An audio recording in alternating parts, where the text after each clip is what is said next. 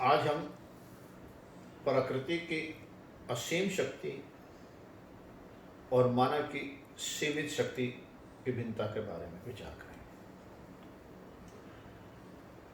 मानव ने सृष्टि को नहीं रचा है। सृष्टि का रचयिता जो है उसमें असीम शक्ति है और उसी शक्ति में उसने मानव को रचा है। मगर उसकी असीम शक्ति होने के बाद भी उसकी क्षमता सीमित है और मानव की सीमित शक्ति होने के बाद भी उसकी क्षमता असीमित है।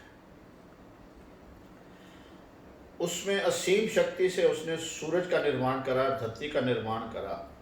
उसके नियम के अनुसार जब धरती और सूरज मध्य भाग में आ जाती हैं, दोपहर का समय हम जिसको मानव कहता है, ताप अधिकतम हो जाता है और उसके मानव को सहन करने की शक्ति उसमें उतनी नहीं। तो कभी भी मानव ने कोई शिकायत नहीं करी, कोई लड़ाई नहीं करी, मगर अपनी सीमित शक्ति से असीम क्षमता को बढ़ाकर उसका उपचार और उपाय ढूंढा।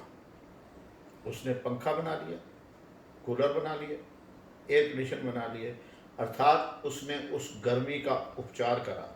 जितना उसे उसका ताप चाहिए उतना उसने एडजस्ट कर अपने जीवन को सुखमयी और सहज बना लिया। जिसने रचना रची है उसमें ये क्षमता नहीं है कि जब पृथ्वी जो है सूरज के विपरीत दिशा में पिछले वाले भाग में चली जाए तो उसको रोशन कर पाए। वो अंधकार में पृथ्वी हो जाती है। मगर मानव की सीमित शक्ति ने असीम क्षमता को बढ़ाकर उसको रोशन कर दिया और अपनी जरूरत और आवश्यकता के अनुसार जितनी उसे रोशनी चाहिए वो उससे लाभ ले लेता है। ऐसे अनेक क्षमता मानव ने बढ़ाई है। सृष्टि ने एक हाथी इतना बड़ा बलवान और ताकतवर बना दिया कि वो जो अपनी हर रुकावट को स्वयं ही दूर करने में सक्षम है।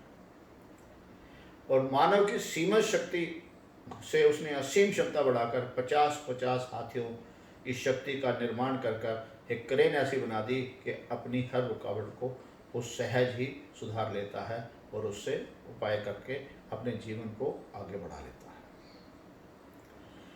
ये सही और सच है कि सृष्टि के अंदर मानव की जरूरत पूरे करने की क्षमता है, वो भी सीमित।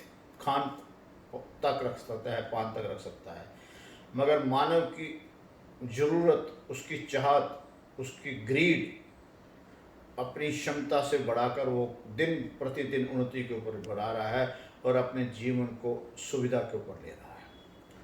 उसने खाने से हटकर रहने के लिए मकान, पहनने के लिए कपड़ा और ऊंचा उड़ने के लिए, जिनको इतनी पंख मिलकर ऊंचाई थे, उनसे कितनी ऊंची उड़ाई उड़कर वो कहाँ तक पहुँच सका। उसने अपने आपस में विचार एक दूसरे को प्रकट करने के लिए भाषा का निर्माण करा और सृष्टि की सीमित शक्ति, असीम शक्ति से सीमित क्षमता से अपनी सीमित शक्ति से असीम क्षमता को बढ़ाकर उसने तोते को भी अपनी वो भाषा पढ़ा दी जो सृष्टि में किसी प्रकार की शक्ति नहीं है, उसमें क्षमता नहीं है। ये बहुत बड़ा निर्माण है मानव का, बहुत बड़ी उपलब्धि है।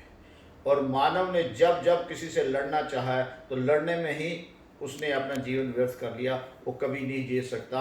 मगर वो जब जब उसने किसी समस्या का समाधान करने के लिए कोई उपाय ढूंढा, उपचार ढूंढा और उस समस्या का समाधान करना है, और मानव की समस्या का समाधान ही उसकी जीत है, किसी को हराना या लड़ना नहीं है। और इस समस्या, जो वर्तमान समस्या है, जो इस समय महामारी के रूप में आई है, हमें ना तो इसे हराना है और ना इससे लड़ना है, इसका उपचार करना है। और उपचार जो है इस समय इस समस्या का आपस के अंदर शारीरिक रूप से दूरी रखनी है, मगर विचारों में दूरी ना हो। विचारों में एक तरफा दिशा के ऊपर हो, और दिशा अगर एक सबकी है मानव की, तो ये समस्या का समाधान जल्द से जल्द हो जाएगा और मानव अपनी हर समस्या का समाधान करने में पूर्ण रूप से सक्षम है। जब जब भी इतिहास के अंदर ये है कि जब जब भी मानव के भीतर समस्या आई है, उसने समाधान करके उन्नति कर गया। और सृष्टि के पास मानव को बनाने के लिए कुछ नहीं है। वो कभी भी सुनामी या तूफान के ऊपर मानव की बनाई हुई बिल्डिंगों को गिरा देता है। और मानव ने, इतिहास का गवाह है कि अपनी क्षमता को बढ़ाकर पहले से भी अच्छी और ऊंची बिल्डिंगें उसने उसार दी हैं, बढ़ा दी हैं। सो मानव, तेरे को सृष्टि से किसी प्रकार की कोई आस, कोई उम्मीद प्रार्थना, शिकवा, शिकायत नहीं होना चाहिए। सिर्फ और सिर्फ तुझे अपनी सीमित शक्ति से असीम क्षमता को बढ़ाना है और अपनी हर दुविधा को सुविधा में बनाना है, और तू इसमें पूर्ण रूप से सक्षम है। अपने पुराने इतिहास से देख ले, वर्तमान स्थिति से भी देख ले कि सृष्टि में एक मानव कितनी दूरी पे बैठा है, और आज शायद वो अपने घर में बैठकर उससे बात भी कर रहा है और वीडियो कॉलिंग करके आपस में एक दूसरे को देख भी रहे हैं। ये मानव की सीमित शक्ति में असीम क्षमता है जो सृष्टि में किसी प्रकार की नहीं हो सकती। अगर सृष्टि में होती तो हर जीव प्राणी के अंदर भी ये क्षमता होती। ये क्षमता अगर है तो मानव तेरे अंदर है, और जिसने तेरे दे दिया वो धन्यवाद का पात्र है, जिसने सृष्टि रची है। पर उसको धन्यवाद करने से कोई फायदा नहीं है, उससे किसी प्रकार की उम्मीद न लगा। तो उसका स्वामी है और अपने भीतर के सम्राट को जगा। सम्राट अर्थात जो अपनी शक्ति को दिन प्रतिदिन बढ़ाता है और निर्देश देता है, अपने आप को निर्देश देने की क्षमता का। और जब जब मानव ने सृष्टि को जो जो निर्देश दिया, भाव रूपी निर्देश दिया, सृष्टि ने उसे सहयोग दिया है। ये उसके नियम के अंदर है। तो इस वर्तमान स्थिति के अंदर भी दीदेवा दावे के साथ कहता है और अपने अनुभव के साथ कहता है कि मानव अपनी तो भीतर की क्षमता को बढ़ा और सृष्टि को निर्देश दे, ना कि उससे किसी प्रकार की अरदास और प्रार्थना और अपने आप को कमज़ोर साबित कर अपने भीतर के सम्राट को जगा।